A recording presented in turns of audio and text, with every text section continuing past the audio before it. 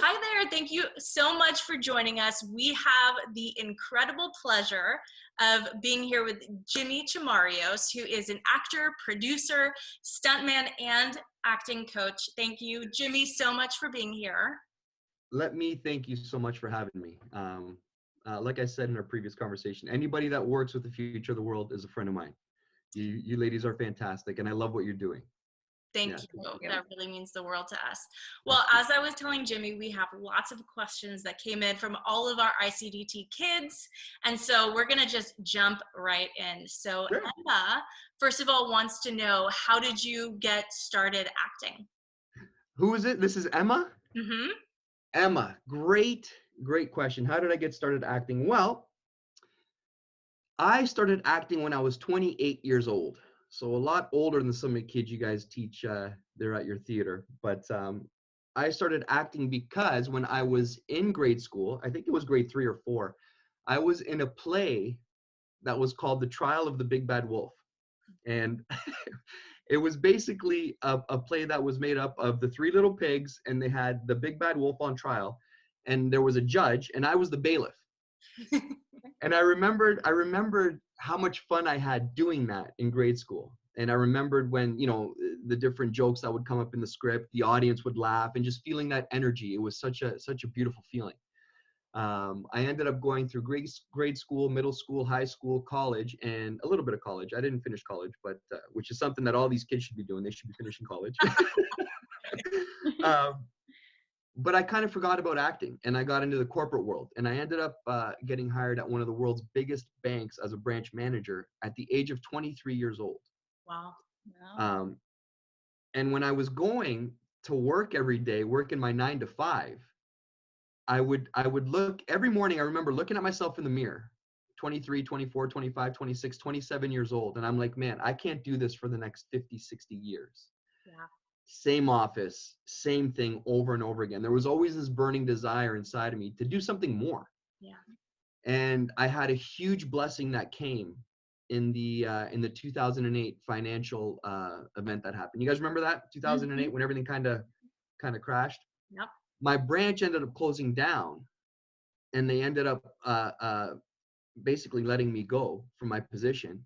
And I had some time to think about what I wanted to do with the rest of my life. And the first moment that it hit me like a lightning bolt, the first moment that came into my mind was when I was on stage wearing that gray suit and hitting that gavel, trying to get the big bad wolf to simmer down because he was getting angry at the three little pigs because they were calling him out on everything, and the whole audience was laughing. That moment, it just shot right in my mind, and I was like, you know what, I'm gonna get back into, or try to get into acting.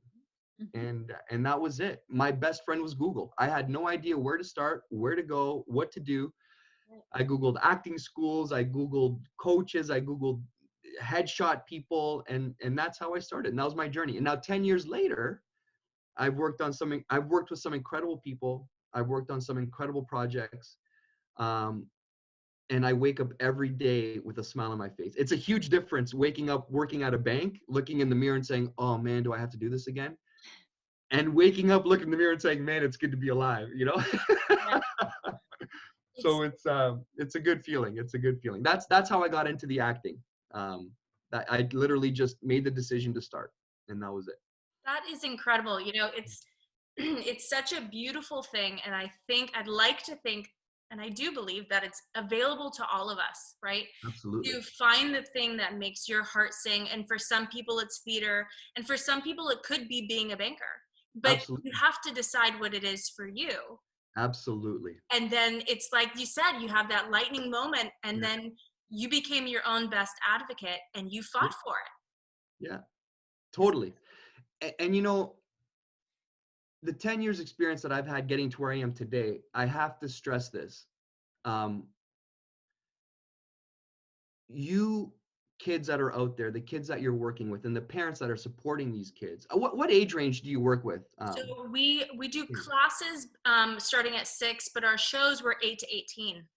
8 to 18. Beautiful. I love it. I love it. So you really, the only person that's going to help you succeed. I mean, there's going to be a lot of people in your life that are going to help steer you, and you're going to learn from these people, but the only person that's going to help you succeed to the heights that you want to go to is yourself.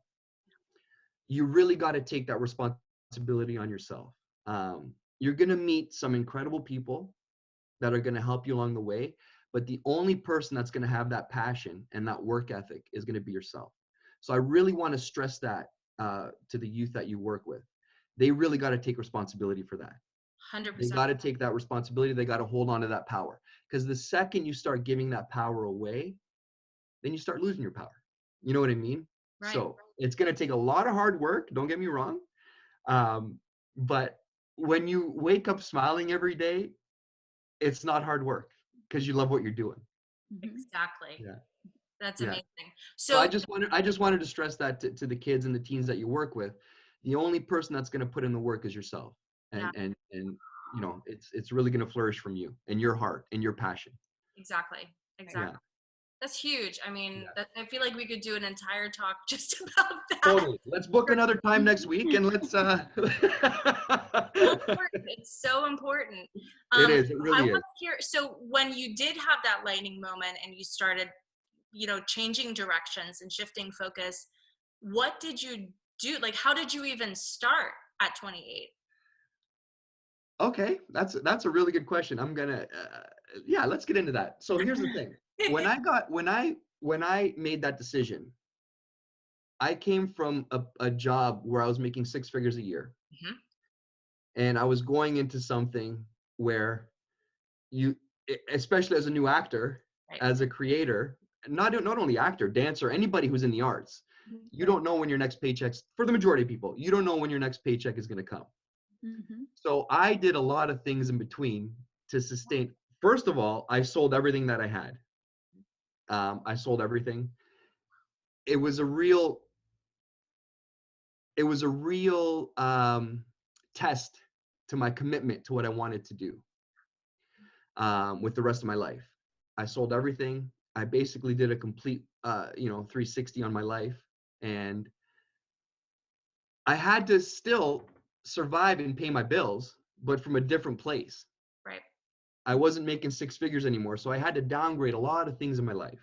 I had to get rid of the sports car. I had to get rid of the motorcycle. I had to get rid of the fancy SUV, which none of that stuff, kids, doesn't even matter. You know what I mean? None of that stuff matters.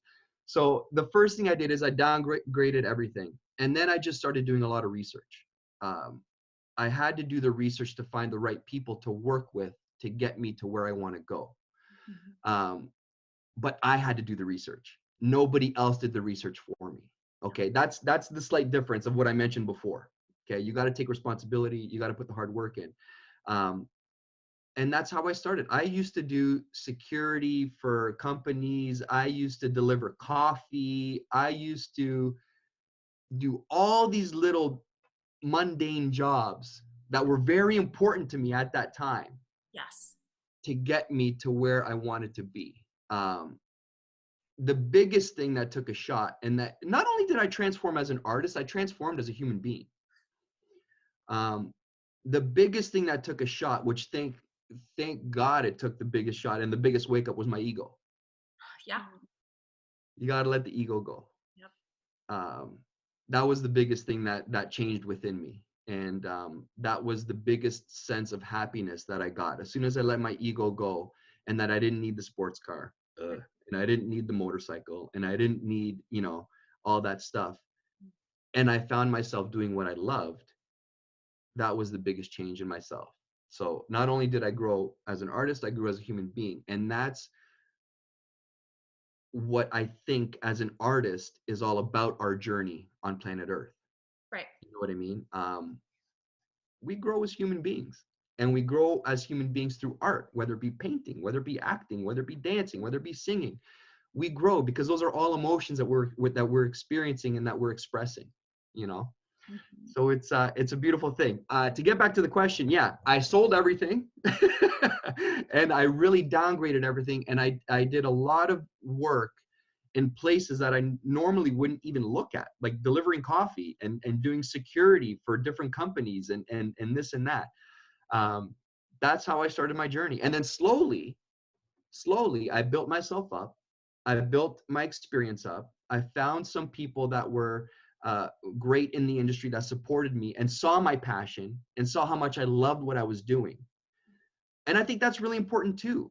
People, when you have that drive, other people see that. Yeah. And you're gonna attract the right people in your life. They're either gonna get out of your way and be like, wow, this guy's on a mission, right, or they're gonna be like, wow, I really want to help this person. Right. You know what I mean? So yeah, that's basically how I transitioned from banking to acting. That's cool. And it's like a brand new muscle, right? Like going from Totally. where you wake up and you have your normal job to now nobody's telling you exactly what you need to do every day. You're telling you what you think you need to do and following the path. And then you're put in this new environment where you have to let your ego go if you want to succeed. 100%. And you need to be open to feedback. You need to be flexible. Absolutely. And you're going to get no's. You know, I think you're going to get more no's in this business than probably in most. And that's different. You know, Shayna, I'm glad you mentioned that, because I've learned many lessons along my journey, but the biggest lesson that I learned is to do your research on these actors. Not how whoever is the person you want to be, whether it be Brad Pitt, Mark Ruffalo, whoever it is. And I bring up Mark Ruffalo for a reason. Do your research on these actors, because don't look at them how they are now. Rami Malek is another good example. Don't look at them how they are now and how they've won their Oscars and how they've gotten nominated for all these incredible awards. Look at them and read their biographies on how they got there. Right. Mark Ruffalo, the article that I read about him, 600 auditions before he got a yes. 600 auditions. Rami Malek used to work at a fast food joint in California, and he would do the drive-through, and any person that he saw that looked producer-ish or director-ish, he had his headshots behind the thing, and he would stick it in their fast food thing and give it to them out the window. No joke. That's amazing. So this is what I want. This is what I want the teens and the youth to really focus on. Don't focus on the awards and the Oscars and sure, have it as a goal, but focus on how they got there. Right. And also realize that your journey isn't going to be like that. Everybody's on their own journey. Right. You know, you're never going to get it done. Be in the moment. Enjoy the journey. You know, wake up with a smile every day and love what you do. Yeah. That's one of the biggest lessons that I learned, because I feel like there's some actors out there or dancers and whatever you are in the entertainment industry that you're looking at the Oscar, and that's great, but don't make that everything. Right. Right. Well, and they didn't just plop right in and, in that spot. They had to do something to get there. Exactly. There's only a handful of people that just got super exactly. Lucky, right? Exactly. Right. Exactly. So, yeah, that's an awesome point. Yeah. So that was something that I really had to really let that seep in, you know, and the other thing you got to do is, if you're in the entertainment industry, whatever you're doing, is you have to submerge yourself in whatever you're doing. Mm-hmm. This is a fantastic time, especially on lockdown, to read biographies, to learn how to write, to meditate, just silence your mind. You know what I mean? This is a fantastic time for us to really sit back and learn. There's never been a point in all of humanity where we've had information at our fingertips. Yeah. You know, you Google an actor's name and everything comes up about them. Yeah. Or you go on YouTube and you say, hey, how do I write a screenplay? And you have all these fantastic people that have made videos for people like us where we could learn how to write a screenplay. Right. You know, it's a beautiful, beautiful time. Yeah, it's an amazing time to be in the arts. Yeah. And we can't forget that. I think you're 100% on. You know, you're talking about educating yourself, you know, and like expanding your understanding. And I think all of that, watching documentaries, meditating, exploring and experiencing different things, learning about different people's lives, enables you to be a better performer. Yeah. In whatever way that you are a performer, whether you're a writer or you're an actor, right? All of that is feeding your ability to give to your craft. Absolutely. I mean, there are so many other ways to do it too. There's so many other ways. There's so many other ways. And you know, another thing I want to share with that you know, piggybacks on that question. When I first started acting, I started brand new. I started doing background work, not because, well, for a number of reasons. I started doing background work because I got to be on these incredible sets, and for me, it was getting paid to learn. Right. I would go on these incredible sets and I would see how this director would interact with the actors. I would see the grip guys. I would see the lighting guys. I would see how all these sets would work. And there's no shame in that. You know what I mean? Especially when you're starting out. Now, if you want to make a decision going further on, then yeah, okay, make that decision. But when you're starting out, you want to see how everything works, you know? And I was literally getting paid to work when I first started out. And I love telling that to kids because just learn as much as you can about the industry. Right. Exactly. You know? That you don't have to be the one at the pinnacle. Actually, it's a different way of learning, but you're learning whether you're watching, whether you're in the back, like participating, or you're the center, whatever it is. But it's all an education. Absolutely. I'm having a hard time getting back to our questions because I feel like I have 1,000 questions that I can ask you. All right, and I apologize, and I go off on tangents, or I apologize. Phenomenal. This is phenomenal. So, okay. Okay, so I know that you've done like crime, you've done drama, you've done action, you've done humor. Do you have, what are you the most into, or are you? Do you like doing it all? That's a good question. That's a really, really good question. I kind of went in phases. Yeah. At the beginning, you kind of, well, my journey anyway. At the beginning, you kind of take on whatever you can take on because you love doing it, right? I really love comedy. I love making people laugh. Yep. I think there's a lot of projects out there that when you become a part of something that really lifts humanity and makes people happy, I think that's a good energy to have, especially, you know, in your community, in a country, whatever it is. If you can affect somebody in a positive way, that's an energy that emanates. Yeah. And it catches other people. So I love doing things that make people laugh, make them feel good. Yeah, I love doing stuff like that. Those are the projects that I really like doing. That's incredible. Yeah, that makes sense. I totally get that. There's nothing like feeling your line or your joke land with an audience, you know, it's so That's the bug that bit me in grade 3 or grade 4. When I heard everybody laugh, what did I say? I think I called the one pig. I think I said it was Pompous Pig. And I said, you need to be quiet, Pompous Pig. And everybody started cracking up. And I was like, oh my gosh, look at this power that I have up on this stage. It was a beautiful thing. Yeah. It really is. It's so, the concept is so amazing to be able to affect people, to be able to help them feel something, to step away from their normal world, to sit in a dark theater and to go inside.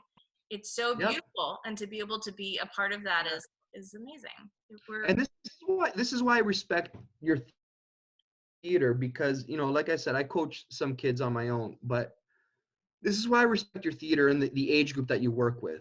We forget that whatever we coach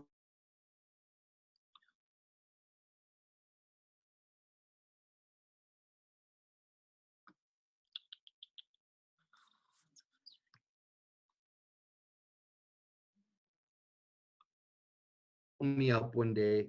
I coach her son. She called me up and she said, Jimmy, I really want to thank you for what you're doing with my son, because he was able to stand up in front of his class and do his book report presentation without any fear. Yeah. That really touched me. Yeah. Because I know this kid is going to go through life and he's not going to be afraid of anybody or to talk to anybody and stand up for himself in the most positive way in whatever he wants to do in life. Right. You know what I mean? And this is why I think it's very important to be in the arts, to express yourself and to let you know that it's okay to express yourself. There's nothing wrong with that. Um, that was a moment that really validated me for what I'm doing in my life, and whether I have to live in a cardboard box, I don't care. I'm doing what I'm doing. You know what I mean? Because it's a beautiful thing. And that's why I respect a lot, especially what you and Jerusha are doing, right? Did I say your name right? Got it. Yeah. Jerusha? Awesome. That's why I respect that, because it's a beautiful age to implement a lot of the skills that we have through artistry into these kids. Right. And So and we talk kudos about to that you a lot. Thank you. guys. We talk about that a lot, that, no matter what it is that you end up doing, Yeah. the more who you end up being Yeah. in the world is so affected by your ability to communicate and by your ability to be authentic. And it's these little learning moments that seem small, but your ability to help him get up and do that presentation gave him a big win. Absolutely. And showed him that he could, and he was totally capable. Yeah. And that's something that he's going to carry forever, and it's just going to snowball into more and more confidence. And that's I the whole completely point. agree with you. Yeah. That's the whole point. Yeah. That's the whole point, is for us as human beings to realize who we are and how special we all are. Yes. And how unique we are. And that there's 7 billion people on planet Earth, but there's not one person like me. Right. When I first moved to Los Angeles, I would get all these people from Canada, my actor friends from Canada. Dude, you're going to LA? That's the Olympics of acting. What are you thinking? You're not ready. I go, dude, listen, let me tell you something. There's thousands and thousands of actors there, but there's only one Jimmy. Yeah. And that's all I care about. Exactly. You know what I mean? Yes, 100%. Yeah. That's incredible. Yeah. So it's awesome. I'm going to jump back in. So Ainsley. Yeah, let's keep going to the questions. Yeah. I feel bad. I want to, you know what? Let me tell you something. I booked off a lot of time. So if we got to go 4 or 5 hours, you let me know. Go ahead. I'll keep you 4 or 5 hours if you're. Let's answer as many questions as we can. I really want these kids to get their, because I love kids and I believe in kids. I really want them to get whatever they're searching for. Yeah. So thank you. I appreciate that. Okay, so Ainsley is asking, how did you get into stunting? Ainsley, how did I get into stunting? Great question. I had a lot of friends in the stunt community in Toronto. I trained at a school in Toronto for stunts because at that point in my career, I thought that would be the easiest way for me to get my foot in the door. Mm-hmm. And that's why I started doing stunts. Now, I've never been lit on fire. I've never done anything like that. But that was the easiest route for me to get to where I want to be. And I can proudly say that I've been killed by RoboCop. I've been killed by RoboCop. I've been killed by a bunch of other people, some gladiators in Pompeii. But yeah, once I got my foot in the door doing the stunt work, that's when I made some incredible relationships and I started transitioning over to the acting side. So so it's a foot in the door. I mean, it makes total sense. Yeah. So Kate is wondering, how do you get cast in stunting? Like, what is that audition process like? Yeah. I'll tell you a couple of auditions that I had in regards to commercials where they wanted me to do stunt work. Okay. And these will be the examples. How do you get cast? It's pretty much the same way as if you're an actor. If you have a good relationship with a stunt coordinator who loves the work that you do, they'll hire you a lot. If you look like somebody, right, and you're in that community, you'll get hired right away, especially to be their stunt double and stuff like that. I actually was this close to being Vin Diesel's stunt double on Triple X in Montreal. I was just a little bit too short, so I wasn't able to. And lifts in your shoes, come on. Yeah, I know. I know, right? But so, can you repeat the question real quick? Yeah. So just the casting, like, how do you audition for it? Okay. So, this is what I was gonna tell you some examples. So there was an example. A company was putting a commercial campaign together where there was a gentleman that had to ride a bicycle into a wall. So I got called in for this audition, and it's your typical audition, except you got to do some really silly things. So I had to pretend that I was on a bicycle and that I hit a wall abruptly. That was the audition. What are you actually on? Are you not on anything? I'm not on anything. So I would literally have to sit there. I don't know. Can you see me? Uh-huh. I would literally have to sit there like I was on a 10 speed, and I have to go like this. And that was the audition. So that's so it's pretty similar to how you would go into a normal audition, except it's for the most part it's more physical. Right. A lot of pretending. Yeah. In the physicality aspect of it. But to get cast on, especially as a stunt double and stuff like that, if you have a good rapport with the stunt coordinator, then they'll kind of call you in that way. Right. Yeah. Yeah, that makes sense. It really shows how an actor, or especially a stunt double, you can have you really cannot have inhibitions. You know what? It's one of those things. It's either going to happen or it's not. And the key is, if it doesn't happen, to know that it's not your fault. Right. You know, if you don't get booked for a project, there's a million. And here's another thing I learned. If you don't get booked for a project, it doesn't mean it was your talent or had anything to do with you. If there's one thing any actor, especially a younger actor, understands, it's that. Yeah. Sometimes it has nothing to do with you. Sometimes it could be because you were too short, or you look too much like the lead, or you remind the producer of that TV show of his bratty nephew, and they don't want you on set. You know what I mean? It has nothing to do with your talent. You know, I really want kids to understand that. Yeah. Just go in there and do your best, and it's either going to happen or it's not, and just forget about it. It's okay. The next door is going to open. Right. And it sounds like you just have an incredible ability to obviously stay positive, to, like you said, like if you're not getting a certain role, that you understand the bigger picture of why that might not have happened. You know, you don't start talking to yourself about you weren't good enough or whatever. You can't do that. And then you have a level of belief that there's more on the path coming your way. Absolutely. You know, I think that's huge.